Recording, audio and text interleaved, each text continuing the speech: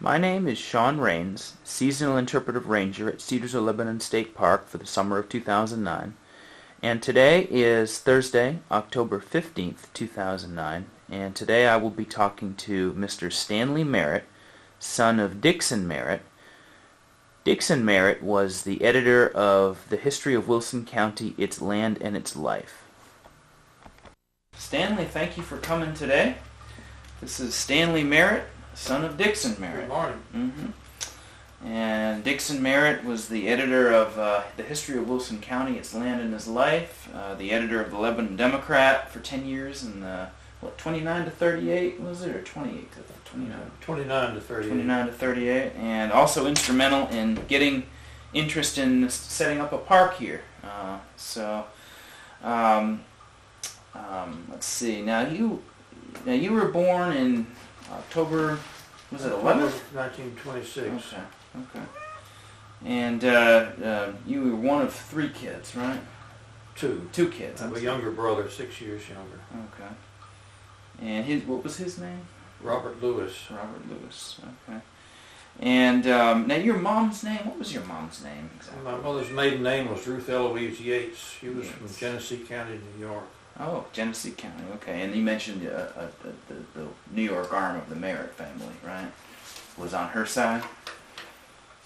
That's right. My mother was from Western New York. My father from Wilson County. Okay. And They were both in government service in Washington when they met in the 20s. Oh, so he met, and I know some of this we talked the other day, but just to clarify, he met his wife in Washington then, right? That's right. In He D.C. was with the Department of Agriculture then, and she was with the Internal Revenue Service. Okay. She may have designed your Form 1040.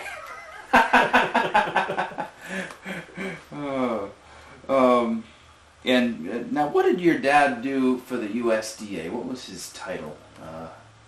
He was down Chief there? of Information Service. Okay.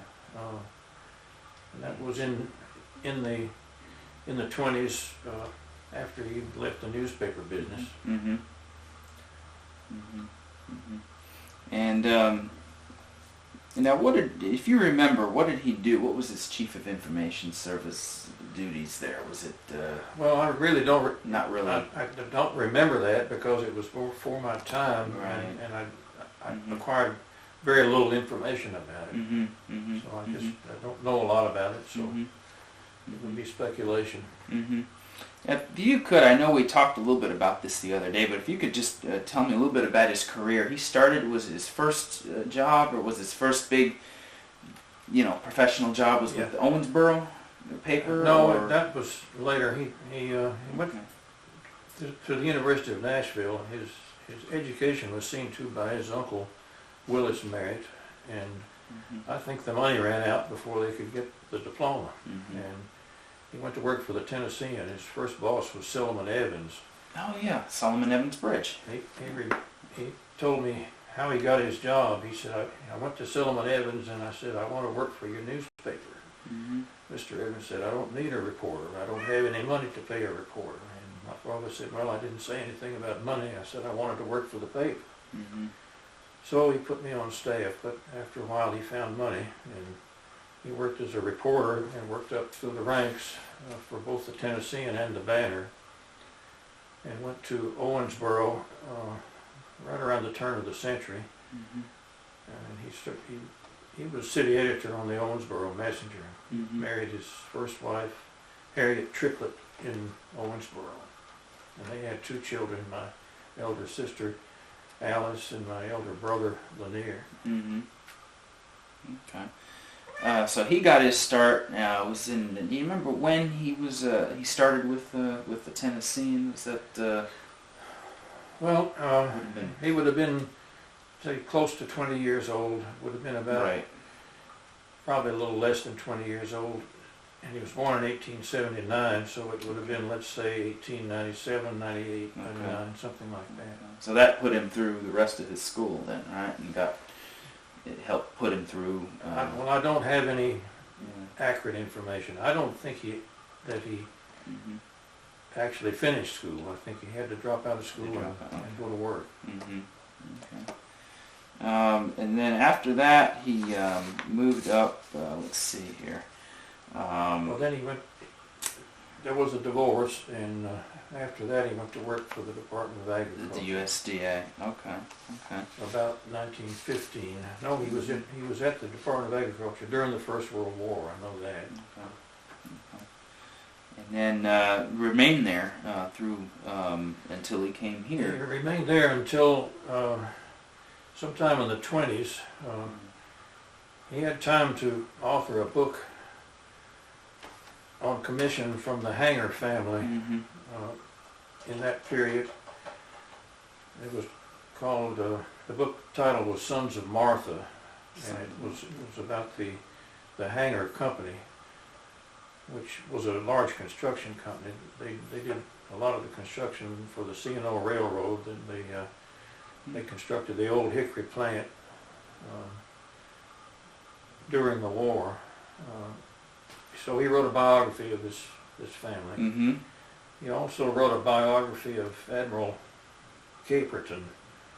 You never hear much about Admiral Caperton. He was from Spring Hill, Tennessee. He was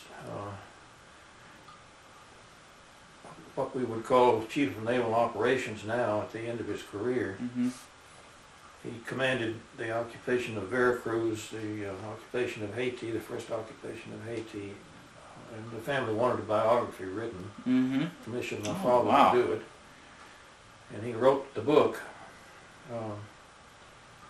But of course, you would have to submit a book like that to the Navy Department before you could publish it.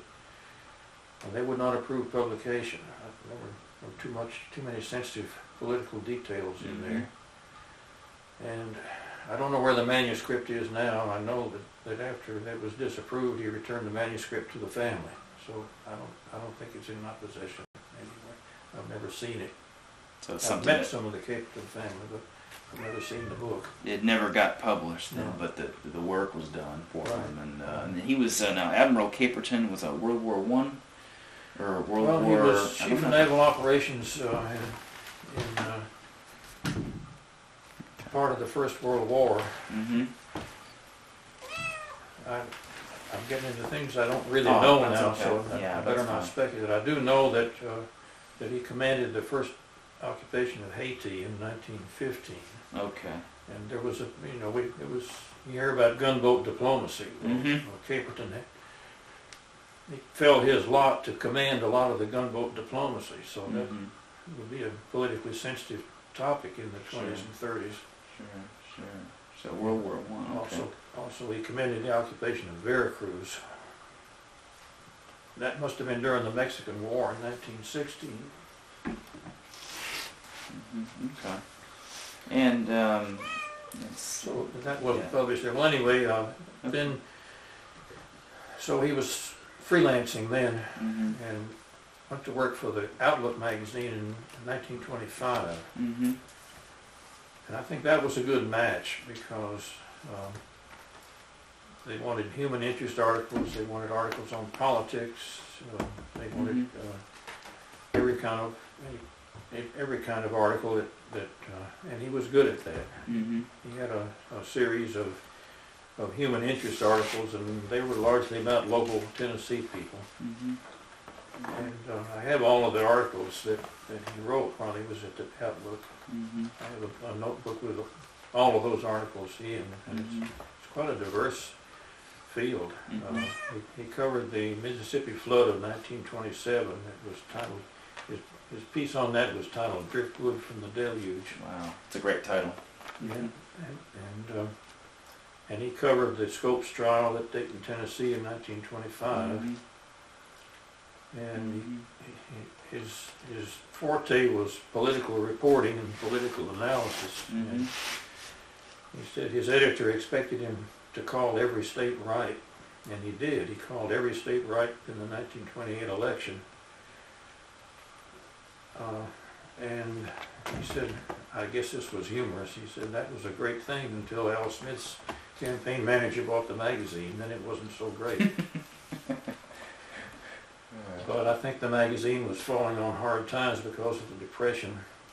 And about that time was when he moved to Lebanon, became the editor of the Lebanon Democrat. This is about 1929. About 1929.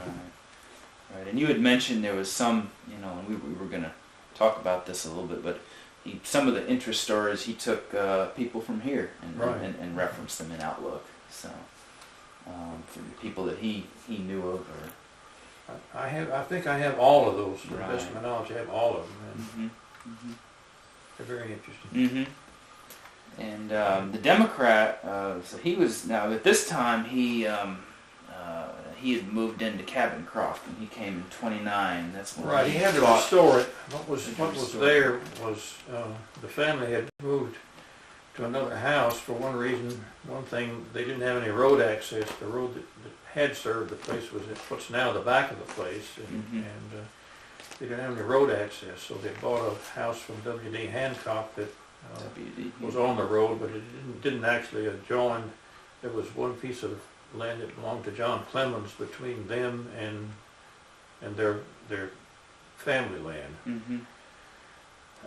And so what was left of the family home was one log cabin that his grandfather Green had built about 1840, and another cabin, which was the original pioneer cabin, built about 1809. That was on another part of the land. It had been moved once from its original location, and he moved it again, put it up adjacent to the first structure. So now you would have what you call a dog trot house. Dog trot, okay. And he put a second story on it and built a kitchen. And that was Cabin Croft. He also built a water system by constructing a storage tank on a hillside above the house. Fortunately, there was a spring at that point, so we had about 30 feet of pressure. That would amount to about 15 pounds. You would think the pressure was low. Well, it was, but we managed to raise a family, and it still would function today.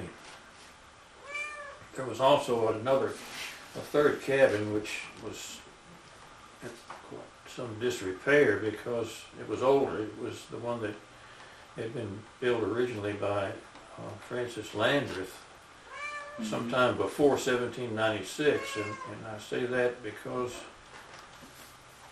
he told me he had seen a copy of the land grant. I never saw it. But he said the date on the land grant was 1796 and identified the land as so many acres of land, more or less, bounded on the north by Clemens, so forth, where the cabin of Francis Landreth now is. Okay. Apparently Landreth was a squatter, and he probably believed that he was in Virginia, and had he been in Virginia, then he could have claimed 25 acres of land just by appearing there and building a house and cultivating it for a certain number of years. But he actually wasn't in Virginia. He was in what was North Carolina and became Tennessee. So poor Landreth didn't have title to the land even after he built a house and cultivated 25 acres of it. And I've never seen any record of what happened to him. My ancestors would have had to dispossess him when they came to pick up the land grant. That would have been John Merritt, right? Was that John Merritt's widow? Widow, okay. He died before he could take up the land grant. His widow, Nancy Coggins Merritt, and she must have been quite a woman because she brought her household goods, some of her livestock, 12 children, across the mountains from Moore County, North Carolina in the spring of 1809. That's amazing. And John had died by then. Died. Okay, I didn't realize that. Okay. So she was going at it alone with, she had children with her? All of her? 12? My records show 12 children. 12 children, so she had plenty of... She must have been a strong lady. She died when she was 93 years old. Wow. And then they built the They built on the land? They did. They built that cabin that, Built his... which was the eastern cabin. You may have seen pictures of Cabin Croft. It's the one on the right. The 1809 cabin, 1809. right? Okay. Yeah. And they built it in at what would be the line between the property owners. I remember our line on the east, next to Frank McDaniel. But if you go there today, the old cemetery is there with a few people in it, and so I know that's close to where they would have had the house. But you can see the remains of an old road that went through there. Mm-hmm. And I know the last funeral there was 1884. My father wrote about that. How the horse-drawn hearse went up the hillside and so forth. But anyway, that road would be, in modern day terms, it would probably have run from the Chicken Road to Clemens Lane. And I expect if you really dug at it, you could find other remnants of the road and trace where it was. It must be on some old maps somewhere. But that was no longer maintained as a public road after about the turn of the century, 1900 or so. Mm-hmm. Okay. Now, well, anyway, he built that house after he moved here, and he lived temporarily in what was the Holloway house during my childhood. That estate has just recently been settled, because that belonged to his sister's husband, and they weren't living there then because they were taking care of the old folks at the W.D. Hancock place. Okay. So he used that house until he got his own built. Okay.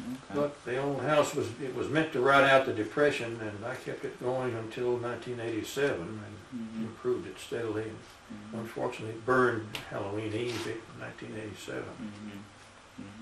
Now, when your dad, when did he move out of Cabin Croft, or did he leave Cabin Croft, or did he die there, or did he stay there till he passed on? He did stayed there as long as he possibly could. He and my mother, there were a couple of winters that they wintered in Lebanon, and during the winter of 71, 72, that was the winter he didn't get through. He died of pneumonia 1972. January of 1972. Okay. But I'm sure he intended to move back to Cabin Croft when the spring came. Okay, so he was born in 1879 and lived till 1972. Right. That's a long time. The classic case of the man who smoked all his life, and it finally got him at 92. Really? Let's see. I was going to ask about it was something. Now, was your dad a bird watcher? Because I have information. There was a plaque behind the Nature Center that talks about. Well, there's a group called the Tennessee Ornithological Yeah. Society, and some of the older members of that will remember him and his participation in it. He was one of the founders in about 1915 of the, and I'm not sure of that date. So I really shouldn't say that. Anyway, the others that I remember were Albert Gonier, who was he was the bridge engineer for the Nashville Chattanooga St. Louis Railroad, and Mr. Mayfield, Professor Mayfield, who taught at Vanderbilt, and there was another founder named Abernathy, no relation.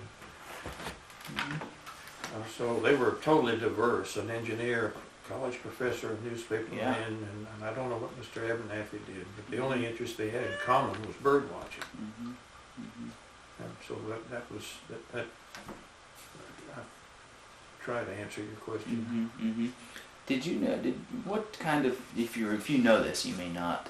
What kind of did they do outings, periodic outings to places, venues to see birds? I remember a lot of annual outings that they would have in the fall, and they would go to some place. Of course, we didn't have the cedar forest then, but it would have been a good one. Sure. And So everybody would arrive about 10 or 11 o'clock in the morning and set up a campfire and a pot of coffee. And then they would go by pairs, two people together with I always call them bird cards. And they had on it all the different species of birds that might be seen.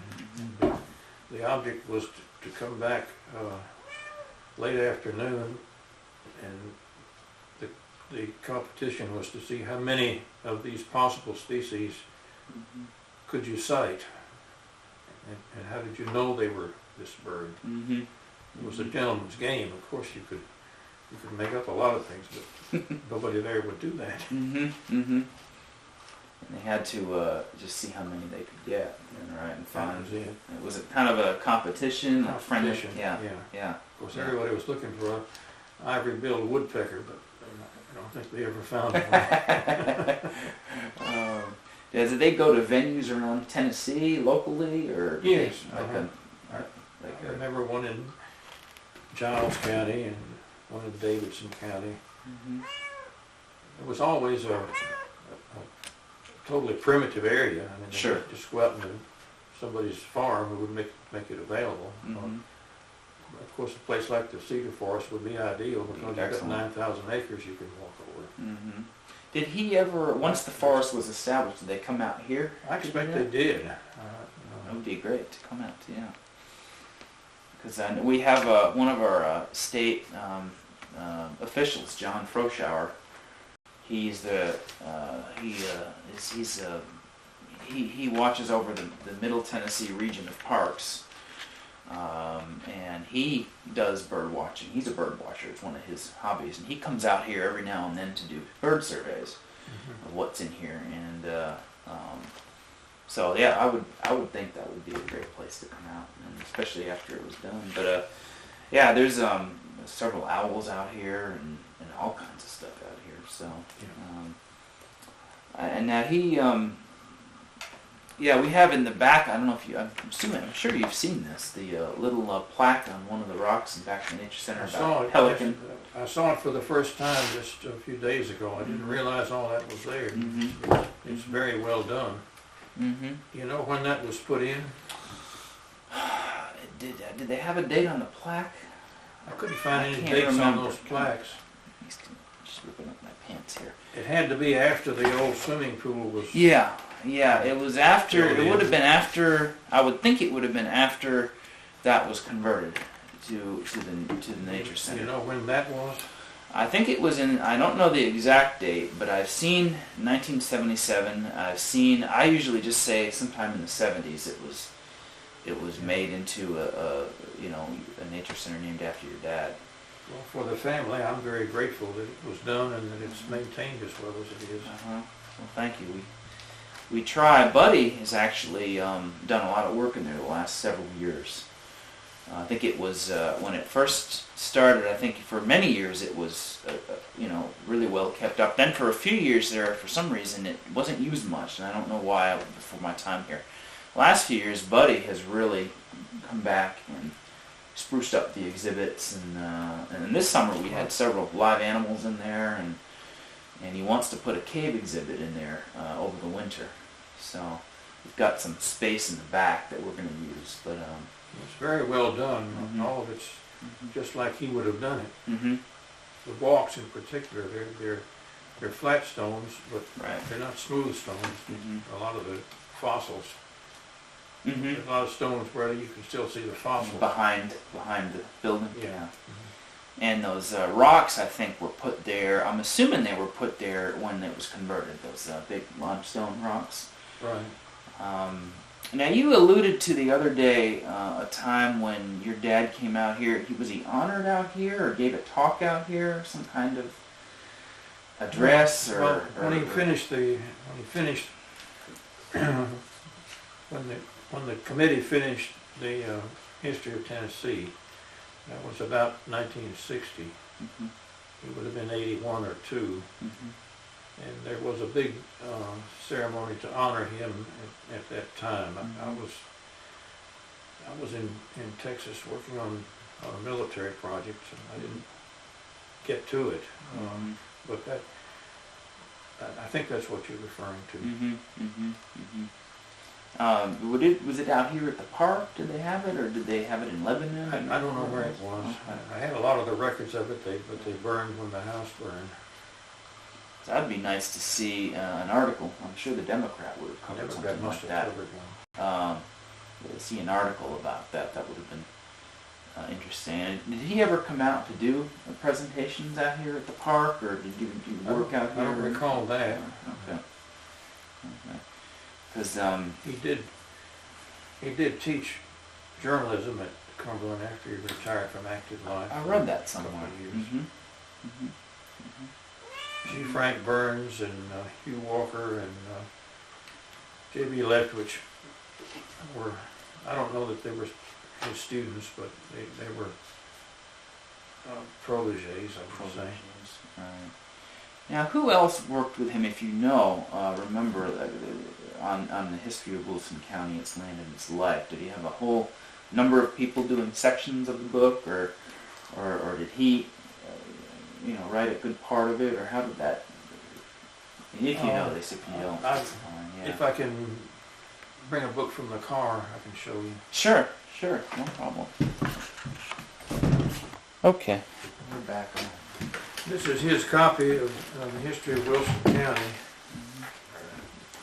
And in the frontispiece dated October 15th, 1961, and I'm pretty sure this is all the history associates, and it's J. Hall Grime, he was a Baptist minister. Eugene H. Sloan, he was my high school principal, and at the time this was done, he was on the faculty at Middle Tennessee State. Herman Eskew, he was a classmate. Vincent Sims was a classmate. Lillian Jones, I can't place that lady. Dick Lawler, Bill Frame. Bill succeeded my father as heir to the Lebanon Democrat. Tim Etherly Dale, Robert H. White, Harry Phillips, a lawyer in Lebanon, G. Frank Burns, a historian and journalist, Hugh Walker, historian and journalist, and Paul Dowell, and I'm not acquainted with him. And that's quite a work. It's quite a comprehensive work. At that time, that pretty much covered everything up to publication date, basically, in Wilson County. And now he had a pretty interesting chapter on the cedar forest too, that area, the whole project, and let's see. Now what do you remember about like how his role in getting the park, or getting the idea about a park out here? I was 8 years old, and I didn't. Kind of long time. I'm sure I heard something about it, but it didn't soak in. Well, he was heir to the Lebanon Democrat then. That was mid-career, and he was president of the Tennessee Press Association in 34 and 35. And I think that was probably the period when it would have germinated as an idea and been put forward. And I expect that what he did was to promote the idea that this would be a good thing for the government to do. Times were hard then, and there were a lot of things were done as stimulus packages, what we would call them now. And I think the government, Roosevelt administration, sought input from local people all over the country as to what would be a useful project that they'd always wanted but never could afford. And that isn't knowledge, that's speculation. That's right. Maybe informed speculation, but that's what I think. What he might have made of sort of being at the USDA at the time, he might have been somebody who said, hey, this is a good place for the park, let's look at this area, type of thing. Yeah, well, it would have been, let's see, For a he was park probably- project, I he was guess I probably should say. at the USDA until early 20s, probably about 22, so Sure. now we're 10 or Oh, 12 and years then he- later. Yeah, he might have. However, he knew a lot of people. People he knew, as far as right. Agriculture. Right, that's right, And yeah. He would have an input through that channel. And then, yeah, I've read some of his articles in the Lebanon Democrat during the 30s about the park, and there was one interesting Our Folks column where he talked about the Huddleston store and some of what they sold. I think he looked at George Huddleston's daybook, or a daybook, one of the ledgers, and he had a real neat article about it. And then, in fact, I've copied some of those articles. Good. I don't know if I have them. I don't think I have them with me here today, but I've been to the archives and looked at some of those Democrat articles. I haven't yet to go through the whole decade, but I know he wrote a lot about the park project during that time. Now, how was he? If you remember, how was the condition of the people out here at that time? Was it pretty rough? I mean, the Depression had started in '29. Was it getting pretty rough out here for some folks? And being that the cedar was almost gone, not as many trees for the industry, and farming was Well, nobody had a lot of money. kind of, A lot of people exchanged work rather than paying wages. They'd exchange work with their neighbors. Trade work, as it was called. trade work. Okay. Do something for your neighbor, and your neighbor will help you. Okay. Yeah, my uncle Frank Holloway would be a good example. I doubt that Frank ever paid a day's wages in his life. He and Billy Gerald, that I can remember, would work on each other's farms because there were a lot of jobs that required two people. Harvesting hay, for example, in those days, you'd have to have two people. But there was a lot of that sort of thing. There were a good many sharecroppers, and a lot of farmers would have one sharecropper on his place, and the trade, as they called it, was usually an oral contract, and done about the first of the year when everything was dormant. A lot of sharecroppers moved from one farm to another. The standard trade was you can grow a crop. If I'm a sharecropper, the landowner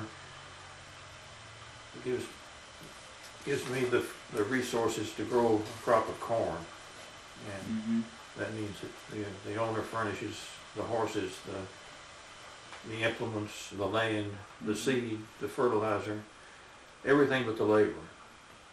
And for that I get 1/3 of the crop.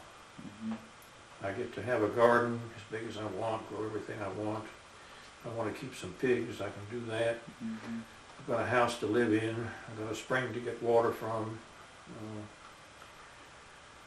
And it was considered to be a really good trade if, in addition to that, you could say, I'll give you a day's work whenever you want to work.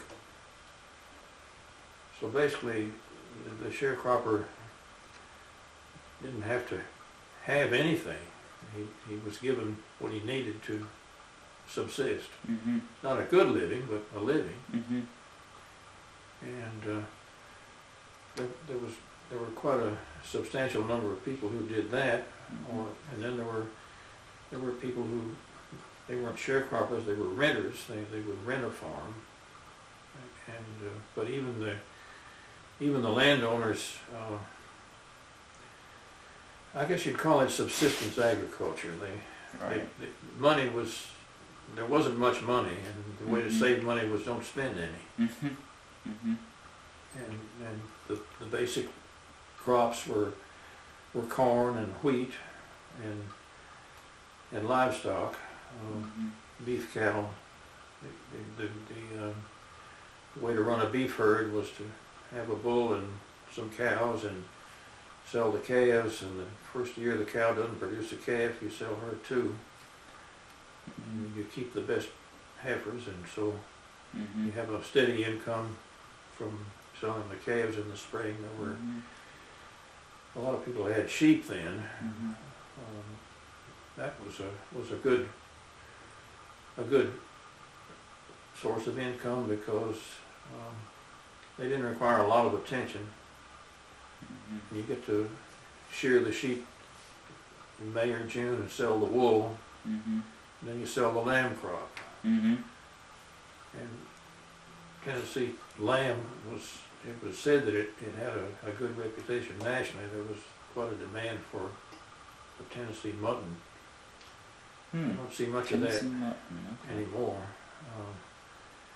And most farmers had a garden. Most farmers grew Mm-hmm. all the vegetables they needed, and they would normally kill hogs about, roughly speaking, around Thanksgiving. It had to be timed so that that it would be ideally when you kill the hogs in the daytime and dress them, then the immediate thing that has to be done is get the animal heat out of the meat. So the idea was to lay that on a tin roof where no animals could get to it, would be exposed hopefully to a clear sky so that you had a lot of radiational cooling. But not, you don't want to freeze it, but you want to cool it. And then by the next morning, then you can salt it down and render the lard. So the typical landowner would have a garden, a sharecropper, a beef herd, a few dairy cattle, and his own source of meat. So there were very few tractors then, so most of the work was done by horses, so you grew your own fuel. Mm-hmm. It wasn't a wealthy life, but it was a good life. Mm-hmm. Mm-hmm. And it was the mule teams or horse teams would draw the plow, the iron plow, basically. Well, the typical farm implements would be a 2-horse moldboard plow, a disc harrow, a bull-tongue plow to lay out the rows with, or maybe a corn planter to follow the bull-tongue plow, a double shovel, which is two small plowshares staggered to cultivate the corn. That grows the corn crop. For the hay crop, you needed a 2-horse mower and some kind of a rake. A lot of farmers used a sulky rake. The more advanced ones used a side delivery rake. Mm-hmm. With the side delivery rake, then you could come along with a baler. Mm-hmm. Or if you didn't have a baler, you'd use a sulky rake, and you have rolls of hay, and then you'd pile that into small piles called shocks, and then you'd drive along with the hay frame and pick those up, so you needed a wagon. You needed a wagon to pick up the big hay. Right. Hay bales. And the wheat crop, you could always plant that. Ideally, you'd have a wheat drill to plant it with, but you could do it by broadcasting it by hand and disc it in with a disc harrow. Mm-hmm. The wheat was harvested by very few farmers actually owned a binder because that was a pretty big investment, but there would be itinerant custom operators who would come and bind the wheat. It mows it and binds it, and then you have to put it in shocks and let it dry. And then an itinerant, I just mean that the person traveled through the countryside with Right. this machinery. You have to be a pretty substantial person to own the machinery to begin with. So it's not someone who wouldn't necessarily be living in this area, but who would just come through an area. Usually they did live Or in they this did area. live The in ones it. that I remember were Byron Quarles at Vine and Howell Tribble over on the Holloway Road. Okay. And they would be the itinerant. Yeah, but I don't mean itinerant laborer. I mean that the machine would travel through the countryside from farm to farm. I see. sometimes going directly from one farm to another through the fences rather than through a gap in the fence rather than get on the public roads. Oh, okay. Just go through the through the property line. Right. Oh, interesting. I've seen that occur. Let me just check So- this.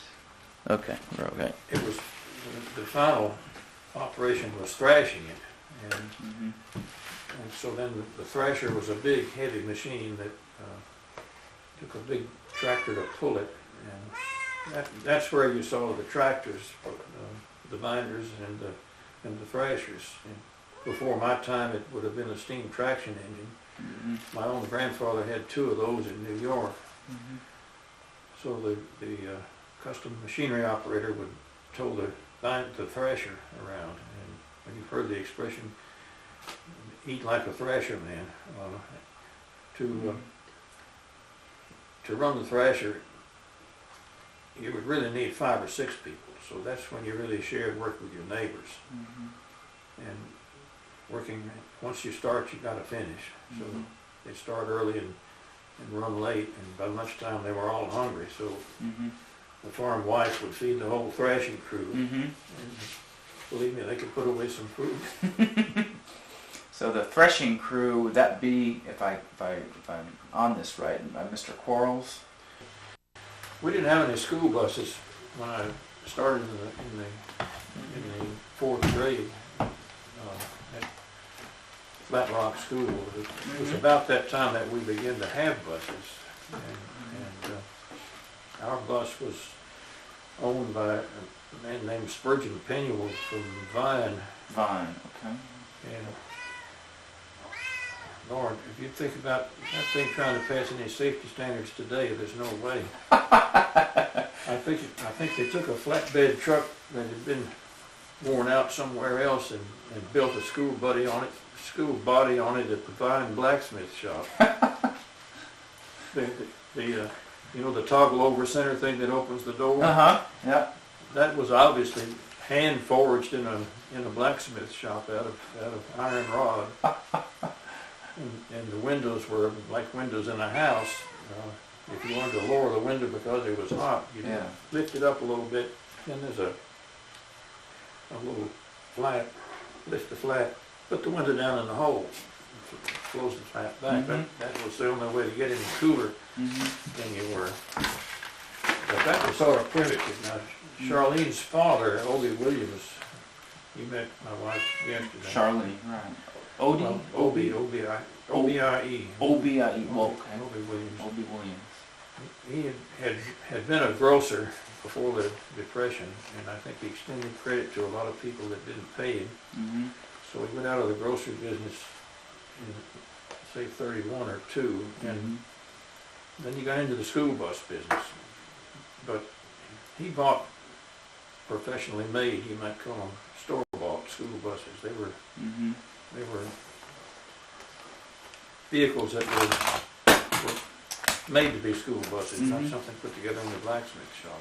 And he had, I don't know how many he had, it was more than one, probably more than 2. And he drove one, and he had people who worked for him driving others. Harold Lanham was one of his drivers. Oh, okay. So Harold drove, okay. So that's when basically Mr. Williams had the first bus fleet then, I guess you would call official. I don't know. Or one of the ones. okay, yeah. I know that Mr. Do you remember Dick Huddleston? He was the first forest ranger here. Yeah. He did mention something about that busing came in right around the 20s or the 30s when pretty close. I don't know. Well, it had to be 30s because my mother had to take me to school and pick me up at Flat Rock, and that was 1932. 3. How did you get to school? Did you ride the bus, or did you go buggy first, or horse and buggy, or did you walk? Or a little later than the horse and buggy, but okay. Well, the first year that I would have gone to school, we only had one car, and my father needed that because he was working for the newspaper. And my younger brother he was about 6 months old then, and so we were out in the country there, so just wasn't any way. My mother ordered the homeschooling publications from the Calvert School in Baltimore. Calvert, okay. Calvert School, which basically they were put together for people who were in the foreign service or employed in remote areas like South America or China or someplace then. It would be remote then, it might not be remote now. So it was a very good curriculum, very sound and very thorough, and she had been a teacher. She passed the New York State Board of Regents, which was really tough in those days. So she was a good teacher, and so we just kept going. We just started in the fall and kept going, and by the time I got to public school, which was the next year, that was when I went to Flat Rock, and my Aunt Myrtle was the principal, and she started me in the 4th grade. She didn't. So in one year I covered 1 through 3. Wow, homeschooled by your mom. Homeschooled by my mother. 32, you said that was I think what it was. No, the year always corresponded to the grade. I was in the 4th grade in 34 and the 5th grade in 35, so okay. It would have been 33 and the 34 when I finished.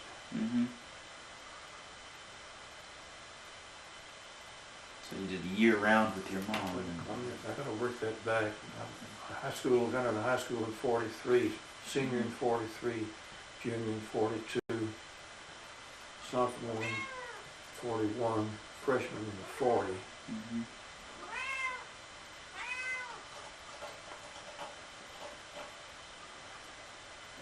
There's something wrong with those dates. Let's not be too specific. Okay. To get it right, I'd have to draw a chart. Yeah.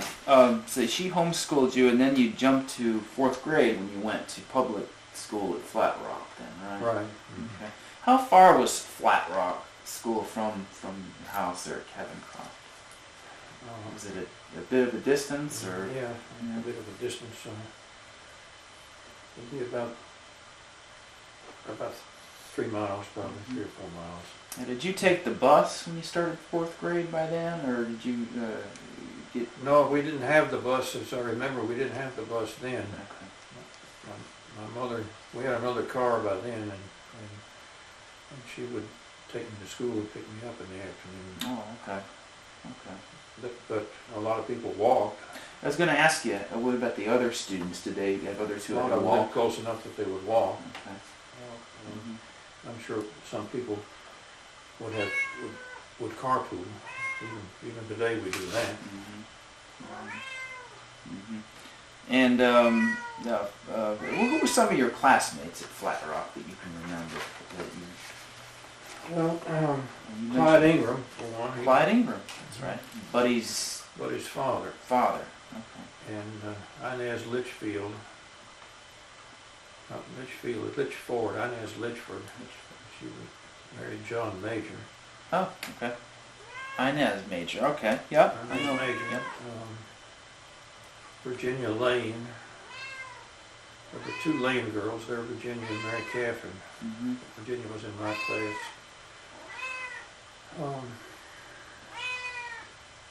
Philip Reed and Harold Lamb. No, Harold was not he was not a Flat Rock alumnus. No,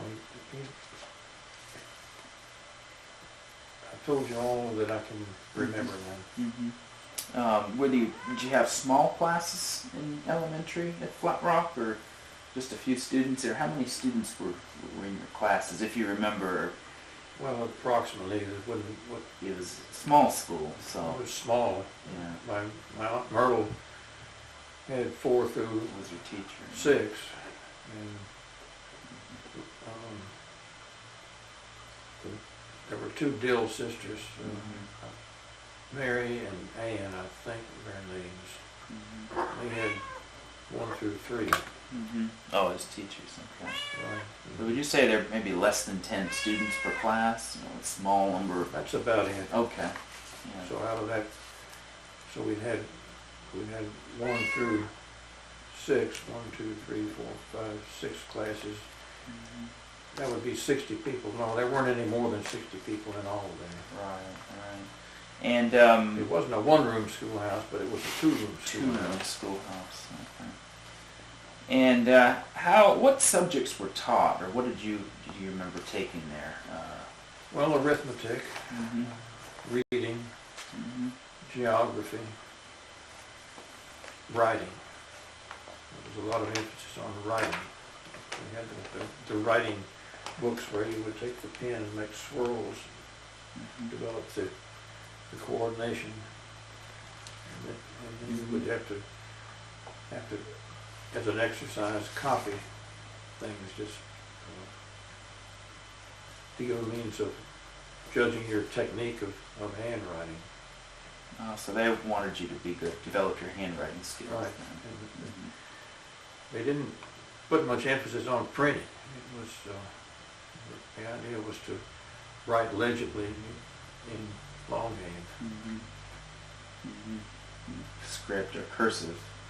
Right, cursive. That's the right word. That's a lost art these days. I remember having that in my 5th grade or 4th grade in an elementary school back in the late 70s, early 80s. So, okay. And did you? Oh, sorry. Well, you can see why, because very people. Of course, there was nothing like a computer or a word processor. Very few people even had typewriters. So if you couldn't write legibly, you couldn't really communicate. And did let's see? Did they have? Let's see. Now you said, did you mention the other day that you started high school at 12, or was I wrong on that? Okay. So that's why I need to draw a chart and get the dates right. Now, which grade in high school is that considered? 9th grade then, or 7th grade, or because I know it would be the 9th grade. The 9th grade. We had 8 grades in elementary. Okay. So you did 4 through 8 down at Flat Rock? They didn't go that far. I started in the city schools in the 5th grade. Oh, okay. So you went to Lebanon in the 5th grade? Okay. So really only 1 year at Flat Rock then? Right. Okay. What school in Lebanon did you go to or schools did you go to there? Well, the school itself was where the criminal justice complex is now, right off US 231. But there was an unfortunate event. The original building was red brick, and that building burned. I think it was about Christmas 1935. But these dates may be off a year or so. But I remember the 6th and most of the 7th grades for me were in the period when schools were held in the churches. There wasn't any city school. Well, no city school because it burned. Because it burned. Now McLean was okay. So depending on where you lived, you go to McLean or the city school, and the ones that were up where it was the whole thing, the whole area would be called Highland Heights, and the people who were going to Highland Heights had to go to school in whatever church had been arranged. And I think part of the 7th grade was in the new building. There were 2 buildings. Those 2 buildings are still there. The one farthest from 231 was junior high school, and the one closest to 231 was the high school. And that was the newer buildings that they were just being built at that time. I've seen pictures of those. So that's when you eventually moved into that building and finished out, graduated there, the class of 43. Okay. Okay. The class of 43, that was I'd say the wartime class. Right. I remember after Pearl Harbor, Gene Sloan was the principal, and of course that was on a Sunday. And Monday, he got everybody in the auditorium and tried to explain to us the historical significance of it. Mm-hmm. Mm-hmm. And Wow. something that made an impression on me at the time was, he said, every man in this room will either see military service or will be deferred for a good reason. Mm-hmm. But the thing that impressed me was, he didn't say child. Mm-hmm. He didn't say every person. He said every man. Man. Even though some of us were pretty raw teenagers. Mm-hmm. Suddenly we became men. Yeah. Yeah. Did you end up going to the service you were drafted for the World War II? No, or did you miss?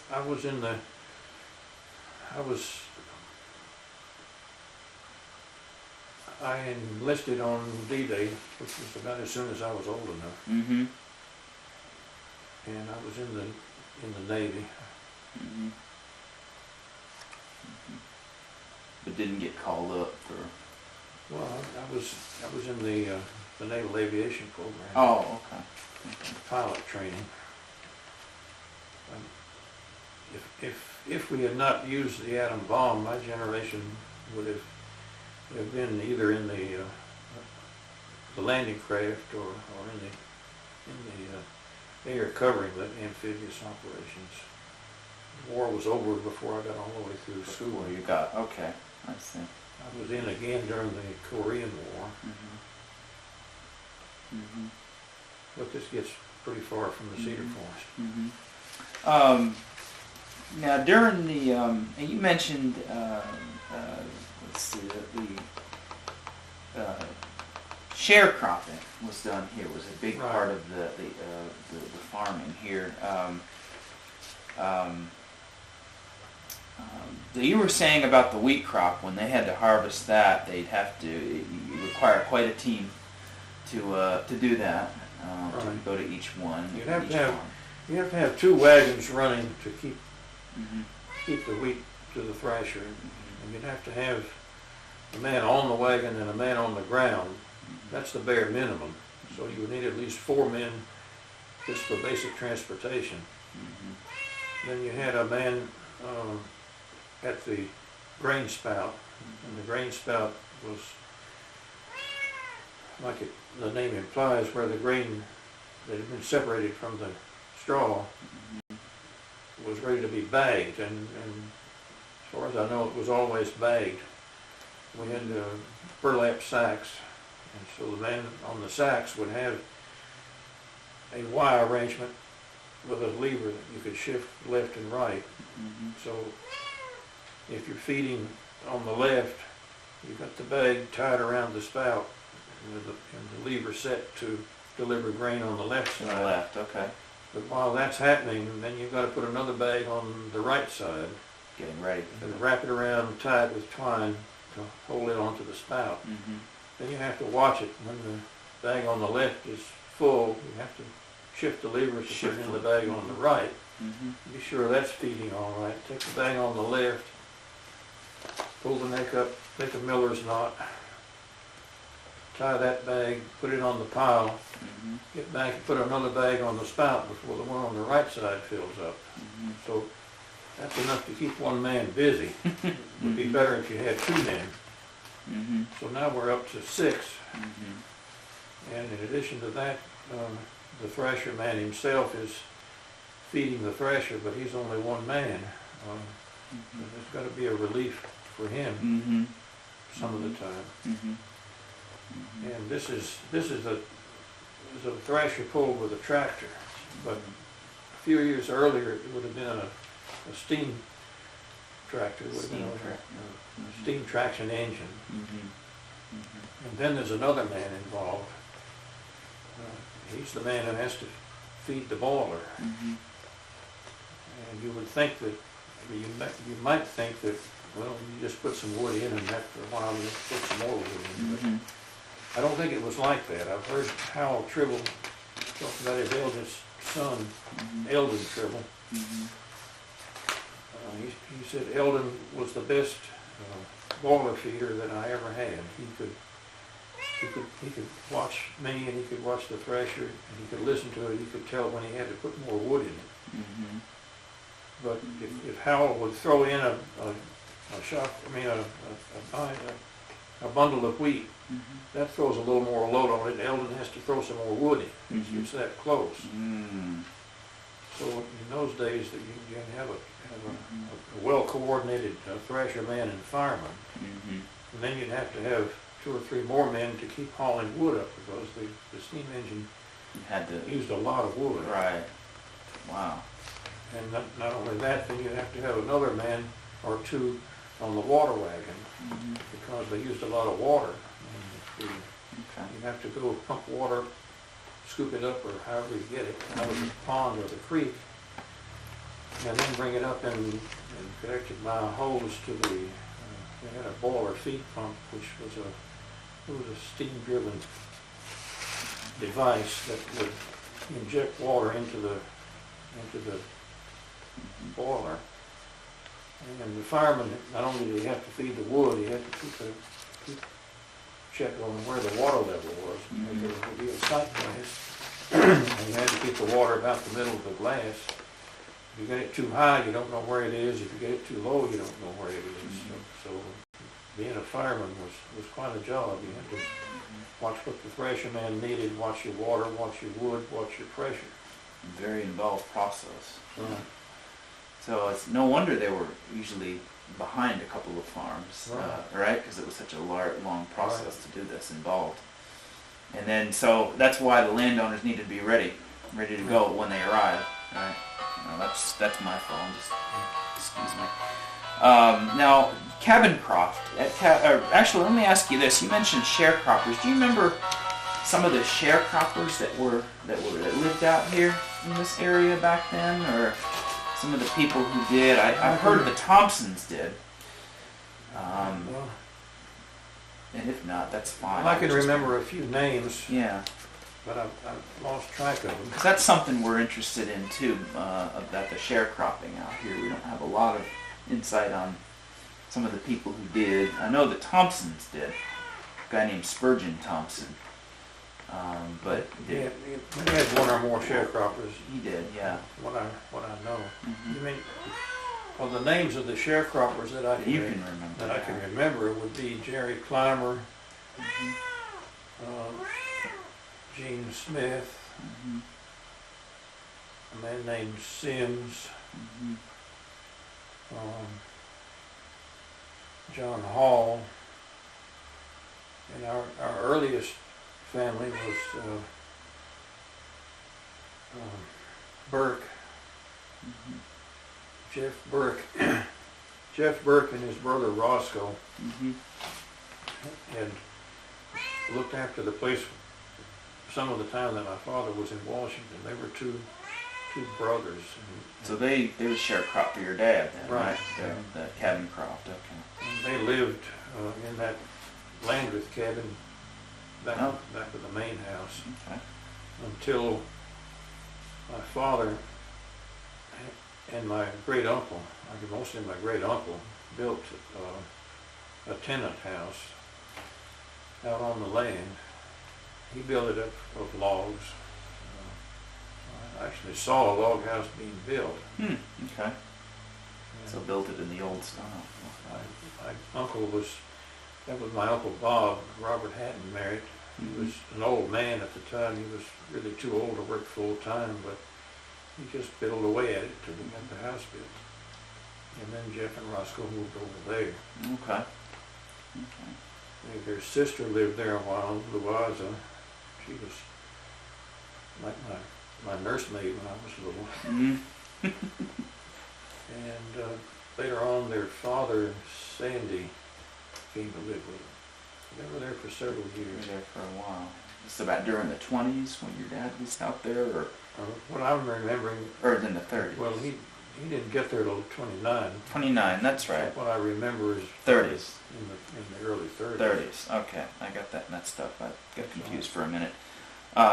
So they, the people you listed, Sims and some of the others, were they sharecroppers at Cabin Croft, or were they just other lived The ones I mentioned actually lived on Cabin Croft, on the land at Cabin Croft. Okay. They lived in that tenant house. So Okay.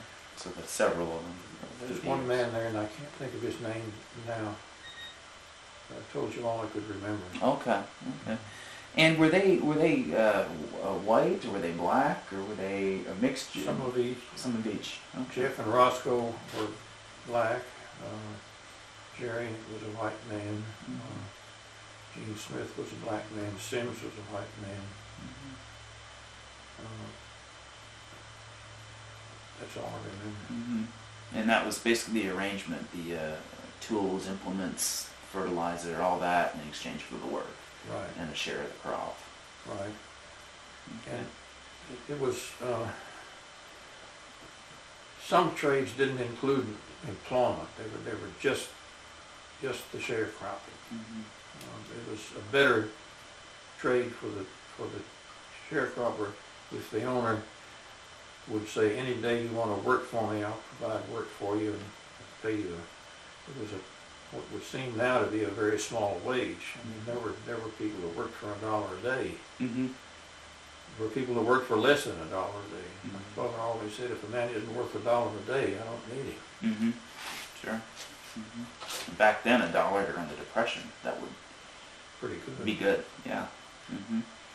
And now, what did your family grow at Cabin Croft? Did you mention, was it corn and wheat? Corn and wheat and tobacco. We had a tobacco. Okay. we had a 1.1 acre tobacco allotment.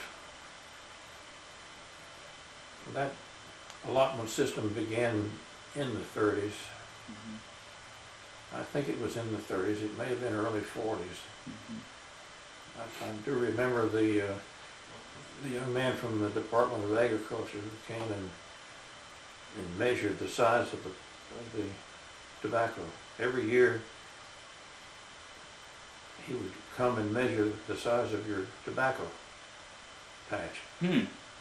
So this was a USDA allotment then, Right. Okay. And the idea was that if you limit the production, then you don't get such flood of the market that would drive the price down.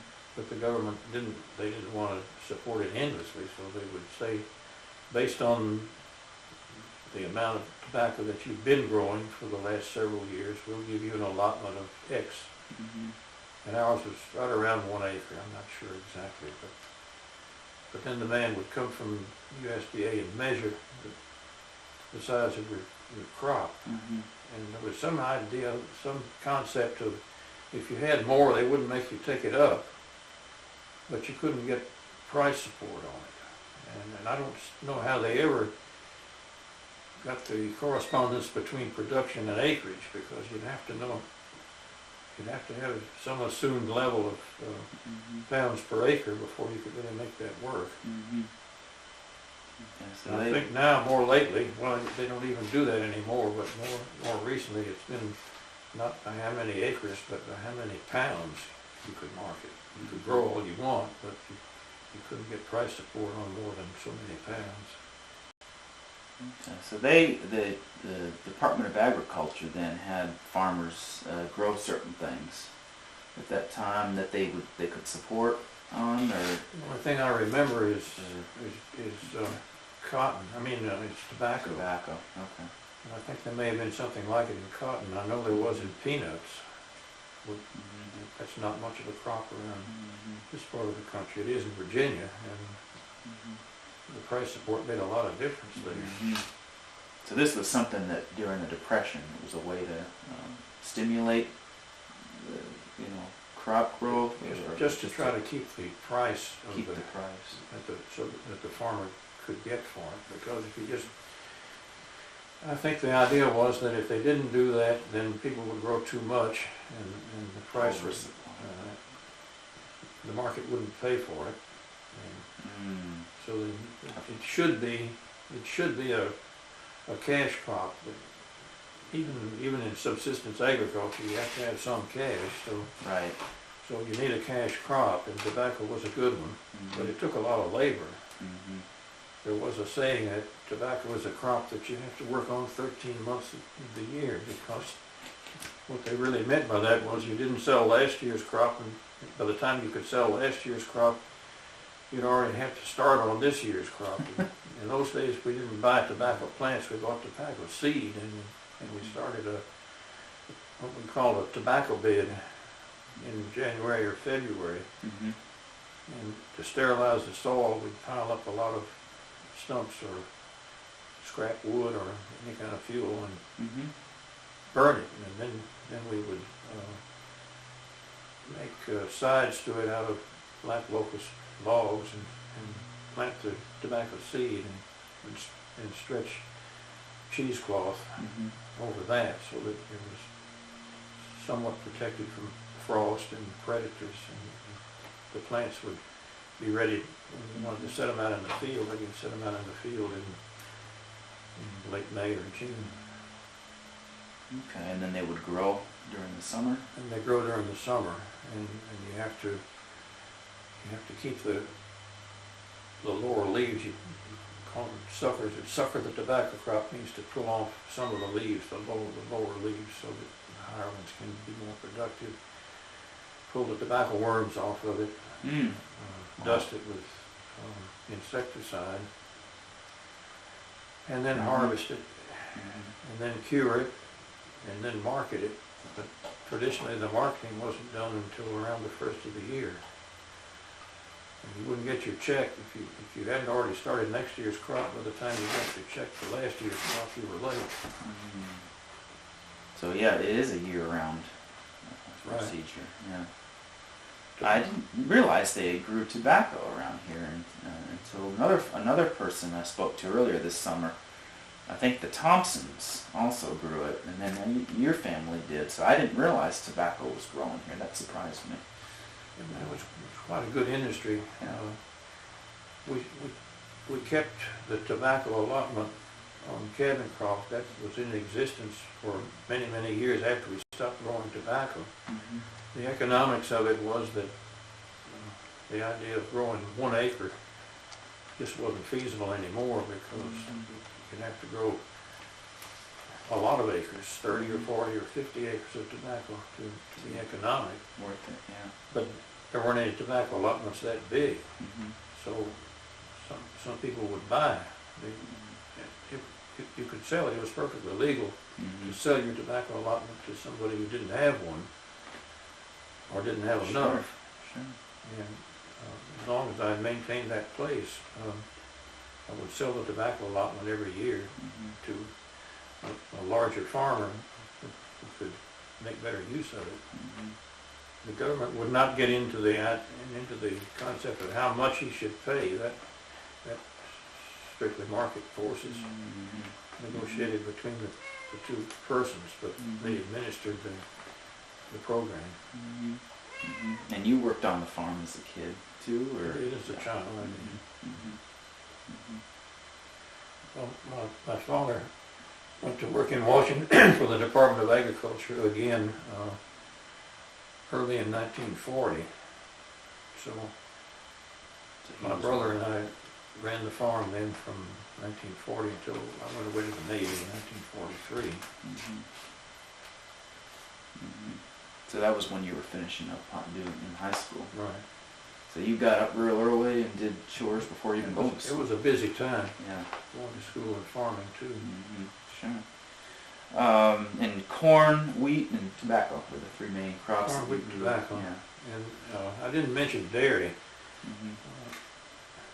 A lot of the fields in this part of the country are not tillable. Some of them never were, and some of them eroded so badly that they were just pastures. So a typical farm would have maybe 25 or 30% would be tillable. The rest would be either wooded land or pasture land. Okay. And we do have a lot of good native bluegrass. Did have then, and I expect we still do. That could support grazing, and so a well-rounded operation would grow the crops of corn, wheat, and tobacco. Would have grazing land, and would have maybe a dozen beef cows, produce a calf every year that you could sell. And then a lot of dairying was done. A typical farm in that era would have a dozen dairy cows, and you milk them by hand, or maybe you had a milking machine.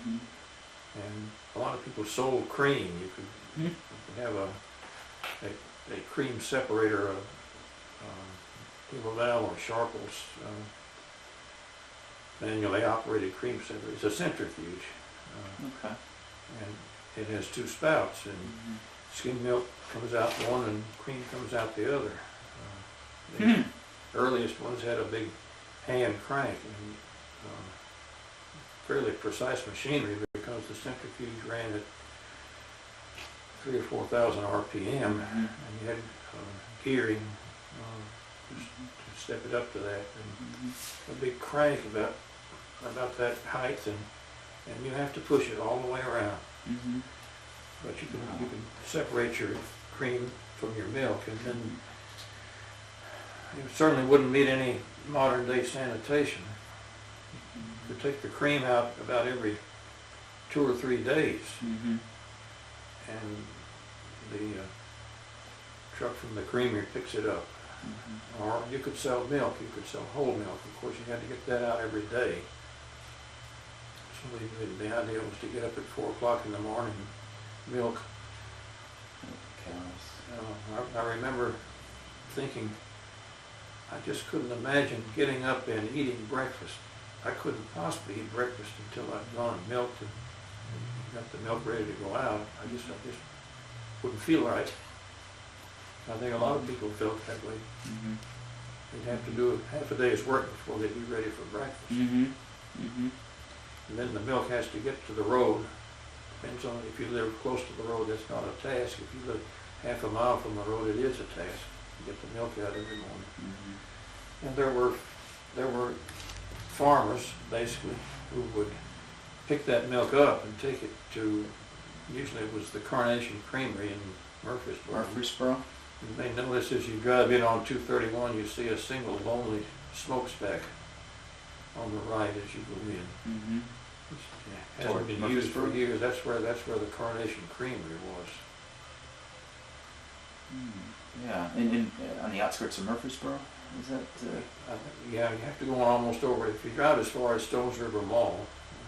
Yeah, the smokestack where the Haynes Lumber Company is now. Right. Yep. That was the Carnation Creamery. Okay.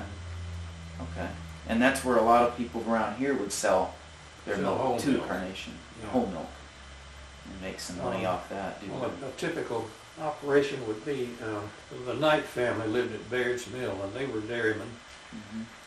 They would get up there were the father, Harvey, and the son, Glide. Harvey Knight, okay, sure. And they always got up about 3 o'clock in the morning and milked their own cattle. And then Glide would take the pickup truck and take their milk and pick up from neighbors all the way into Murfreesboro. Bring their milk in. Yeah. So he would get up and pick that milk up and be there by 10 or 11 o'clock in the morning. Then get home by noon, and then do his own farm work and get up at 3 o'clock the next morning. Yeah, Mr. Knight, did he own a mill, his own mill? Do you know of? Well, I think I read in your paper about a Knight's mill. A Knight's mill. I don't know much about it personally. The one that I know was Harvey Knight. Harvey. And he had a farm at the intersection of Holloway Road and the old Murfreesboro Pike. There was a country store there and a blacksmith shop. St. Elmo Shannon was the store operator, and Jim Gentry was the blacksmith operator. And so they had quite a large dairy herd, and part of their income was from selling their own milk, and of course they got a commission for hauling it from everybody else. Sure. Well, they earned it. Definitely. Now, Were there, let's see, what was I going to ask? Your dad's relatives, you mentioned a distant relative who was affected by the park or lived on the park lands. Who was that? There was an old lady named Dixon Merritt who lived, I was on there once or twice, and in your paper you show a picture of a cabin, a log cabin in a Model T Ford, about 1915. She had a place about like that. That's the extent of my knowledge about any of my relatives that were over here. Dixon Merritt. Okay. What relation to your dad was Hickson, if you know? The way they spelled it was Hicksey. I saw that in the records from Lewis Merritt's court proceeding. And we'd have to get those genealogical charts out. Of the original group that made the trek over the mountains, Obadiah was my ancestor. Lewis was a brother, but he never married. There was one, I think there was one named Sylvanus, and I think she was a descendant of his.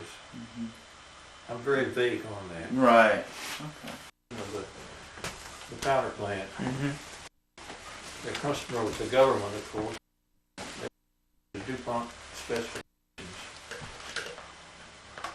It's just one chapter. I've got the book somewhere in Virginia. We've got to think about what year this is. You know, I thought I saw 1928 on that one chapter. About the maneuvers? About the old Hickory plant. The old Hickory plant was 1915. Okay. Or when I saw a date of 1928 on that excerpt that you just sent. I don't know if that's when he wrote it, but I don't know. I'm trying to get the date for the maneuvers. Yeah, the maneuvers. What year was it? From what Buddy was telling me, there were maneuvers done in the park or in the park or the forest. Of course, there's a 9,000 acres. Well, it was in forest. preparation for the invasion of North Africa, which was 1942. It had to be after Pearl Harbor. So and that was December 41. So yeah, I don't know. It would have been in the early part of 1942. But that doesn't have to be a part of our. I don't have to recall the date for this interview. No, don't worry about it. You can get that somewhere else. Dates are too. No, I was just wondering if you remember. Yeah, I do. Okay. Just go ahead and start the camera. Oh, yeah, it's on. It's on. Okay. All right. Well, it was the U.S. Second Army, and they chose this territory because the geography and the land is a lot like their prospective landing sites in North Africa, and it was much larger than the cedar forest. It was all over Middle Tennessee, mostly in Wilson County. The command centers were in Lebanon. Several residences were requisitioned for the government for command centers and residences for senior officers. Typically, an operation would go on for a week or so, and the soldiers would be divided into a red team and a blue team, and there was a military objective. So they trained in offense, they trained in defense. One side was on the offense, the other was defending. And they had real tanks and trucks and military vehicles of all kinds. It was just as much like a real military operation as they could make it. They even fired rounds. They were blank rounds, but it was up to the point of if there'd been bullets in there would have been a lot of casualties. Sure. And then they had umpires who supposedly would be able to judge whether an operation had succeeded or not. They would even go to the point of designating which soldiers were supposed to have been killed. So if you're dead, you're out of it for the rest of that operation. Mm-hmm. And they would live in the field Mm-hmm. just like they would have in wartime. And Mm-hmm. I don't think they wouldn't try to destroy property, but they wouldn't spare it if it was in the way of their military objective. I don't think they ever ran over a house, but they ran over a lot of fences. Mm-hmm. And after the maneuver was over, then they were very good about sending a repair team in. They'd send an officer and a crew and repair the damage and build it, put it back as much as they could to the original. And everybody was cooperative and understanding. We didn't really expect soldiers from Brooklyn to be able to put up a fence that would meet our standards, but I'm not picking on Brooklyn. So there were a lot of people, that were not from this area, obviously. That Yeah, doing these a lot of maneuvers. friendships were made, and a good many courtships started, probably. Mm-hmm. Mm-hmm. And so I believe that the cedar forest was just like any other acreage. If it was in the way of the operation, you just go on through and worry about the damage later. Mm-hmm. I don't, but not to my knowledge was it any different from any other farmer's land. Mm-hmm. But I might be wrong about that. Mm-hmm. Mm-hmm. I think I've read somewhere where there was in the correspondence. We have some correspondence from back in the day, back in that time period. Park correspondence, official correspondence, where there's some references to maneuvers and some references to damage to property. Obviously that's going to happen when you have maneuvers, but that's interesting too that they did. I think there might have been some compensation to the property owners who've damaged, that sustained damage or whatever. No doubt. I remember reading some about that in, like I said, our files. There's a chapter that Gene Sloan wrote in this book. Have you read that? I don't think. Which chapter is it? Is it somewhere in? I think somewhere in Middle Tennessee. I've skimmed over most of this book, and I think I remember going through it a little bit. But of course, at the time I was doing it, I was focused mostly on the Cedars of Lebanon chapter. So the two Here it is with the Second Army somewhere in Tennessee. General Patton was here, and it was 1941 maneuvers. Would have to be. But it went on through 41, 42, as late as 44. Mm-hmm. Sure. Several years. Yeah, and well, I think Gene Sloan wrote his own book on that, entitled "The Army Somewhere in Tennessee." Mm-hmm. Mm-hmm.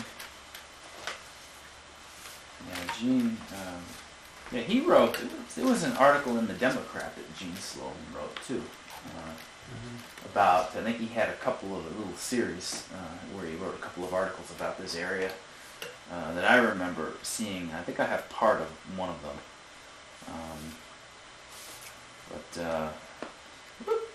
Watch out, cat. Let's see. Oh. Okay. And I think what else to ask here.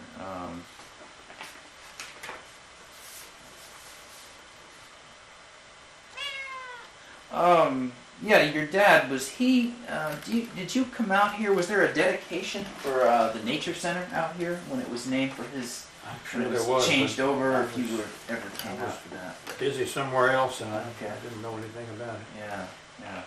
Because, like I said, it was about the mid-'70s, so somewhere in the 70s, and I would think there would be some kind of a ceremony. I don't know, I just didn't remember if you remember being one or not, but... Well, he died in January 1972. Maybe that was the occasion. And I was responsible for managing the property, but I did it long distance, and Right. I didn't have daily contact with what was going on here. Mm-hmm. Mm-hmm. And you were living out In Virginia, then in the 70s. So, yeah. Okay. Let's see. Did you ever remember going to any of the. Where did your folks went to church at Rocky Valley? Is that where you attended? Yes. When you were, Mm-hmm. okay. So you didn't go to the Harrican Church or anything like that? I've never been to Harrican.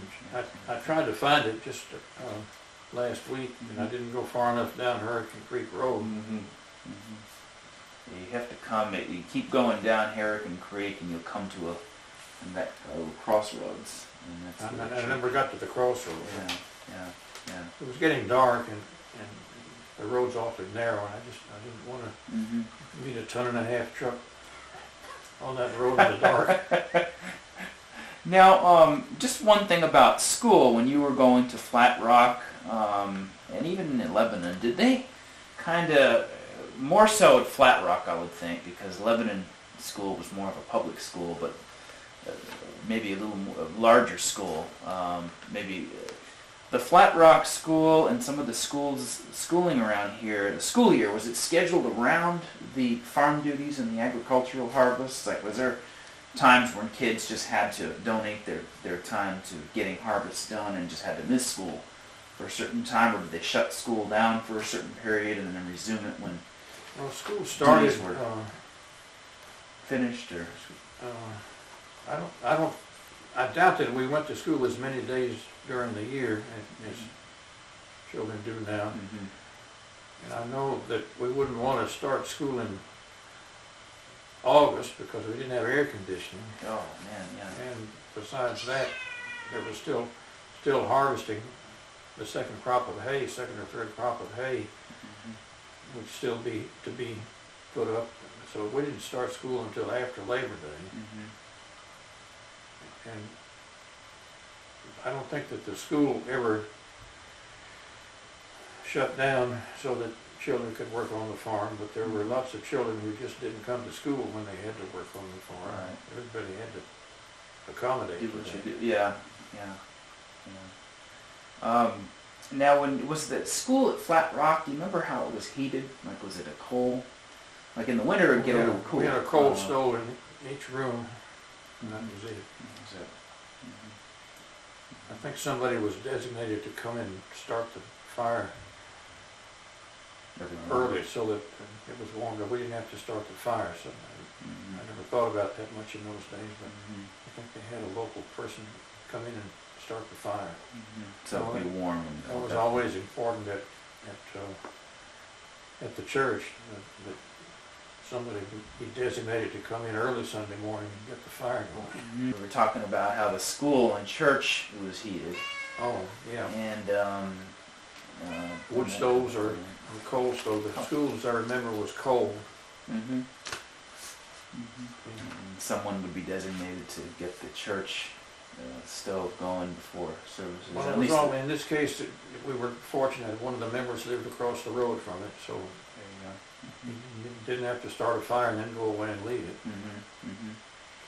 Now, when you were living around here, did you go around, like, explore the areas around here, like the cave, Jackson Cave? I've been or in any of Jackson the Cave caves around here. Or, once, you know, but yeah. not as a matter of course. I Mm-hmm. walked a lot on our own land.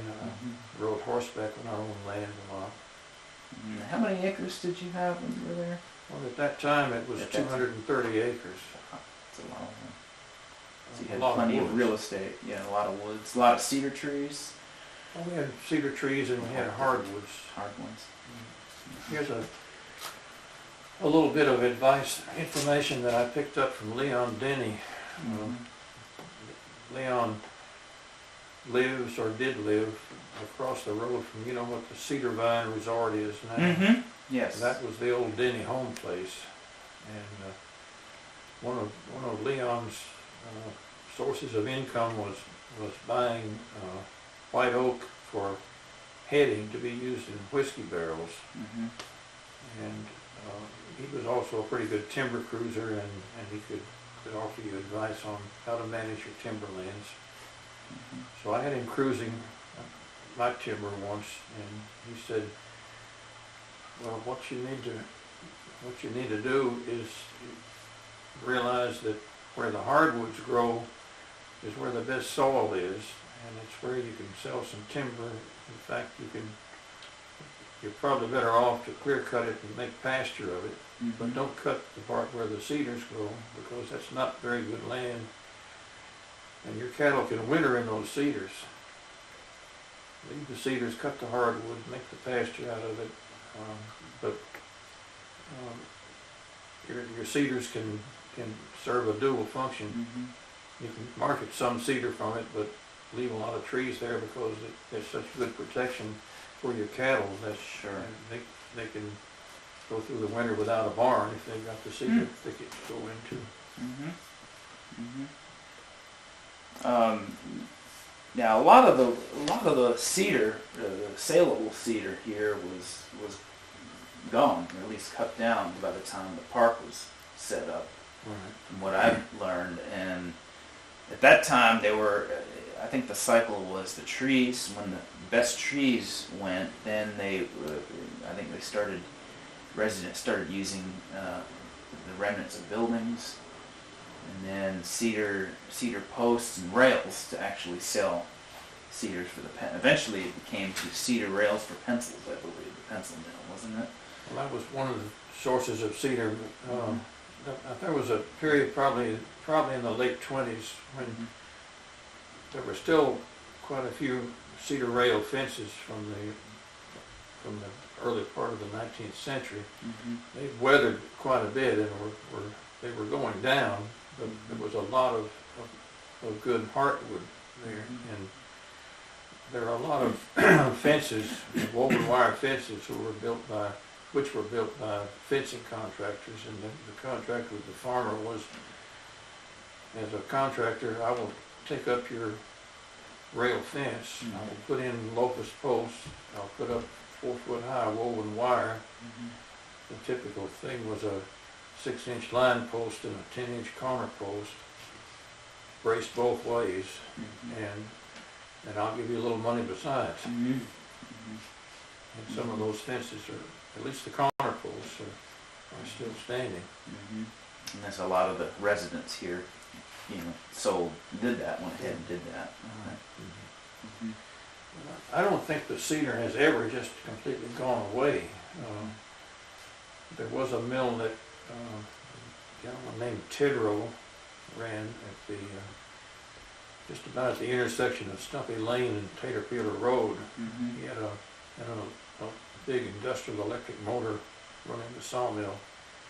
This would have been in the early 80s that I talked with Mr. Tidrow, and I asked what did he want. He said, well, anything 4 inches and up at the little end I can use. So that's pretty small. Right, and you could find a lot of trees that would meet that spec. And there's even today, there's a cedar sawmill at Grant, Tennessee. Have you seen that one? I don't think so. Where's Grant?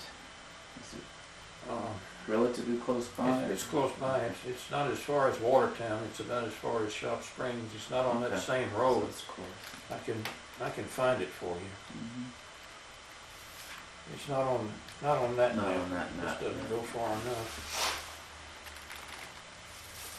So Maybe it does. it's still an industry of sorts then. It's still. Well, that's a pretty big mill. I've never been in it, but you can see from the road that it's a good-sized mill. I don't want to take the tape's time for me to look at this. No, that's all right. Don't worry about that.